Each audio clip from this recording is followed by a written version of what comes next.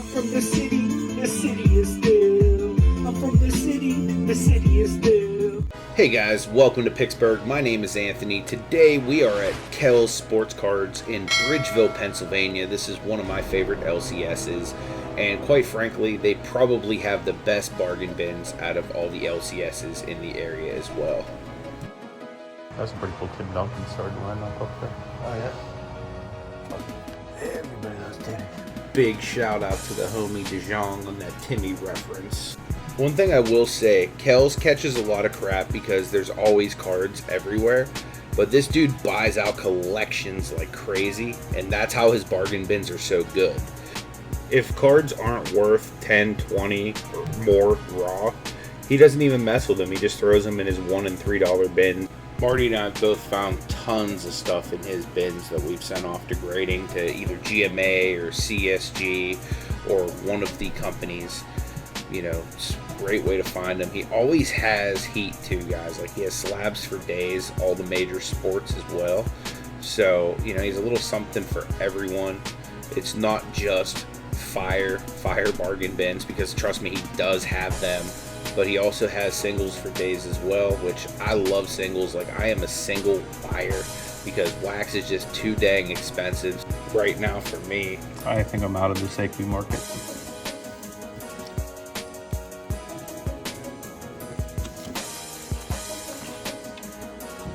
Oh, okay. Speaking of Seiki, here's an auto Seiki. Speaking of Seiki, there's an auto.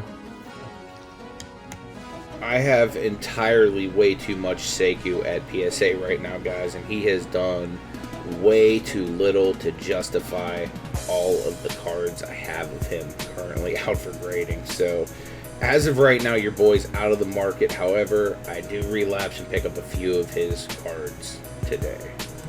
But in my defense, they're short prints, guys. Do you have any new Cavalier, like Prism stuff, or any new sets? No, I mean, how hard it is to get stuff. I don't get to open anything anymore. Yeah. You know, I mean, I got 11 boxes allocated to Prism. Yeah. They were here for maybe 15 minutes. Really? Yeah, I mean, there's just so much demand for that stuff. Not Even with how expensive it is, like, I always wait for the Panini, you know, website price to come out, and then I'll beat that. So like, they came out at 2, so I sold them for 18. I thought, you know, like, local guys, not everybody will pay 18, but dude, it's gone immediately. That's awesome. Like, it's great. Yeah, especially if you're giving a good deal, you know. That's what's up. It's smart. Really I mean, I do. I buy back a lot of stuff. I mean, that's why it's such a mess in here. It's like me just finishing off collections that I've been buying. Yeah. But I don't know, most of the Cav stuff, I mean, Sexton bumped, and then, like, it's just been so inconsistent. I don't know what to pay for them. Yeah. I get Garlands when I can. I probably have, like, Garland. There's definitely, like, Garlands and stuff in there. Cool, yeah, I'll probably go through and grab whatever one I don't have. I PC the heck out of the Cavs. Who, I have a sickness. I even PC the crappy ones. The guy from this year, there's been a few okay pulls in here. I just don't know anything. I've done a bad job with the NBA this year. Don't you worry, your boy knows how to find his Cleveland Cavaliers, guys.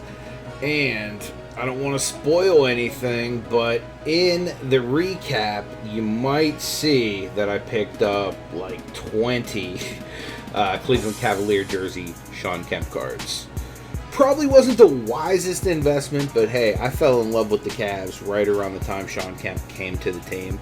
In fact, the very first game I ever went to was the home opener when Sean Kemp first came to the team. So, yeah, Sean Kemp becoming a Cav is kind of a big deal for me because that was when I fell in love with the team as my team. For those of you at home keeping score, that's sports card investing, 0. Cards with no inherent value that make me very happy, 20. I give people props when they can turn off the collector side of things and just buy stuff to flip, but for me it's like, man, as long as there's Larry Nance's being printed, I'm gonna be spending my money. Speaking of that, down in the comment section, guys, let me know what UPC, like, do you have any guilty pleasures when it comes to buying cards like me with my horrible Cleveland Cavaliers / Pittsburgh Steelers / Penguins / Pirate collecting? Like, I literally will collect any players from any generations, and when there's specific players I like for example, Anthony Bennett, the biggest bust in NBA history, I have a sick RPA collection of him. I figure if I just sit near you, I'll probably get all the good stuff. It's typically how this works. So let me brag on my boy Marty for a minute. When it comes to sorting sports cards and finding cards that are valuable mixed in with a whole bunch of junk, this dude is like a freaking wizard. Like, he has a way at finding cards in bargain bins. It's insane, guys. Oh, that's a sick Fred Taylor. Second year movie. I used to have that back in the day. That is pretty sick. That's a good one. I hate that football you can't really make as good money with non-quarterbacks. Yeah. Like stuff like that. That's awesome. So sick, dude. What's the price on the non-sleeved ones? $1. And the ones that are in the hard case, how much? Great. Awesome. I'm not mistaken. Is there any basketball one you already looked through? This whole round. On the left side? Yeah. Cool. You know what I mean? Definitely added some new stuff. That brand new was pretty sick. I had that card back in the day. Stuff like that needs to like really start going up in value. Grant Hill's one of those guys that is criminally undervalued. I understand he played for some crappy teams, but still, he was awesome. Yeah, I didn't have for $3. Dude, set that one side, man. If you don't want that one, I'll grab it. You like Nikhil? Numbered? Not really, but I mean, numbered, like, I'm always interested in One of that stuff. young guys that are numbered. Every single time I come here, I always pick up some game-worn relics. The newer ones aren't really as sought after as the older relics because the piece of material has no significance. Nice. $3 each?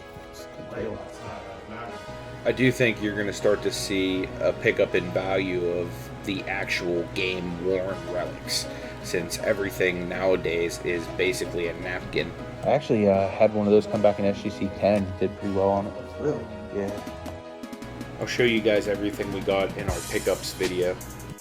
Definitely the best bargain bins in the city here. Without question. Thank you for watching, guys, and until the next video, may God bless you.